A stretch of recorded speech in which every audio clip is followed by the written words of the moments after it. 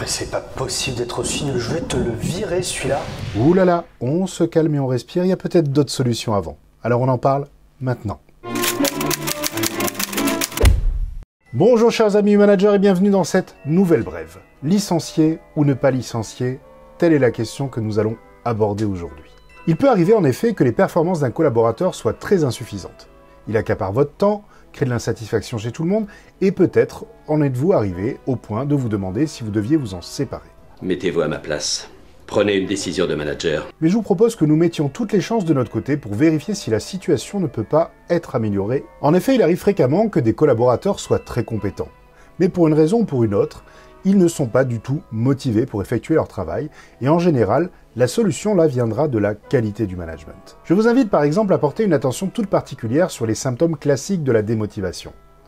Votre collaborateur semble peut-être peu impliqué, voire même s'ennuyer. Les avantages liés à son statut semblent peut-être plus l'intéresser que ses objectifs ou que les objectifs du service. Ou enfin, lorsque vous faites un entretien avec lui, il vous dit à chaque fois que cela va changer, mais ça s'arrête là. Rien de nouveau n'est mis en place derrière. Très souvent, face à ces trois indicateurs, les managers ont tendance à faire deux erreurs classiques. Premièrement, ils essayent de persuader leurs collaborateurs de la logique de leur point de vue. Regarde Michel, c'est facile, et c'est logique, moi j'y suis arrivé. Donc t'as qu'à faire tout comme moi et tout comme je te dis de faire, et tu vas voir, tu vas y arriver aussi, ok? Allez, on fait comme ça. Sauf que ça ne marche pas, puisque personne n'aime être sermonné. Et je me suis fait vachement engueuler alors que j'ai eu la trouille et puis je suis partie. Et deuxième erreur classique, ils se font une opinion de leur collaborateur en se disant par exemple qu'il est paresseux, qu'il est égocentrique, qu'il a mauvais caractère, qu'il n'a pas l'esprit d'équipe. Et vous le savez bien, malheureusement, il n'y a rien de pire que les opinions pour nous empêcher d'avoir une pensée claire et logique. Donc, première étape importante, il va falloir mettre en place un entretien individuel de feedback. Lors de cet entretien, soyez attentif à ce que vos attentes concernant le travail de votre collaborateur soient claires pour lui. Maintenez pendant tout l'entretien un ton positif et constructif. Vous n'êtes pas là pour le critiquer ou pour lui faire des remontrances, car il s'agirait d'un jugement de valeur. Et les jugements de valeur sont contre-productifs et empêchent toute recherche de solutions. Donc dites-lui quelles sont vos préoccupations, décrivez factuellement le comportement problématique que vous avez observé et l'impact généré pour vous et pour votre équipe, puis écoutez attentivement la réponse de votre collaborateur et demandez-lui quelles solutions il souhaiterait mettre en place pour régler ce problème. Enfin, trouvez un terrain d'entente sur les solutions à mettre en place, ainsi que les indicateurs qui permettront de vérifier que ces solutions ont bien été mises en place. Bon Michel, je tenais à te dire que je suis vraiment ravi de la qualité du travail que tu fais lorsque tu es au bureau.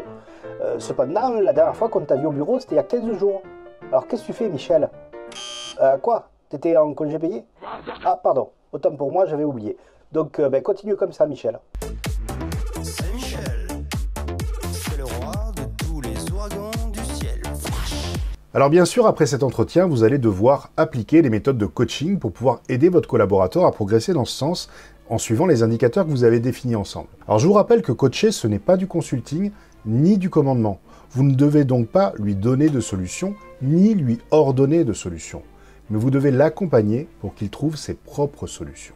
Et si vous n'êtes pas encore convaincu de l'intérêt du coaching en management, eh bien je vous invite à aller voir la vidéo dont je vous mets le lien juste ici. Et si malheureusement, malgré tout cela, la situation ne s'améliore pas, vous en viendrez peut-être à devoir prendre cette difficile décision de licencier votre collaborateur pour insuffisance professionnelle. Cependant, je vous rappelle que l'insuffisance professionnelle est clairement définie.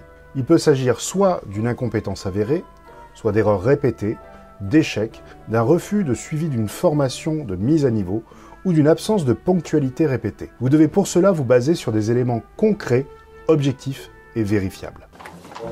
Est-ce qu'il me faut en déduire que vous me donnez mon congé? Disons simplement que le rideau vient de se baisser une fois de plus sur une autre interprétation complètement lamentable. Très bien. Voilà chers amis managers, soyez vigilants à ne pas confondre incompétence et manque de motivation car je suis certain que vous aurez de très très belles surprises. Et d'ici la prochaine vidéo, je vous remercie encore une fois de faire partie de ces personnes qui font en sorte que le bonheur au travail soit le plus grand levier de la performance. À bientôt. Et n'oubliez pas, si vous voulez booster votre leadership, vous pouvez télécharger gratuitement mon e-book sur mon site internet. Le lien est dans le descriptif de la vidéo. Et pour vous abonner, vous cliquez à gauche. Et pour voir une autre vidéo, vous cliquez à droite. Allez, à bientôt.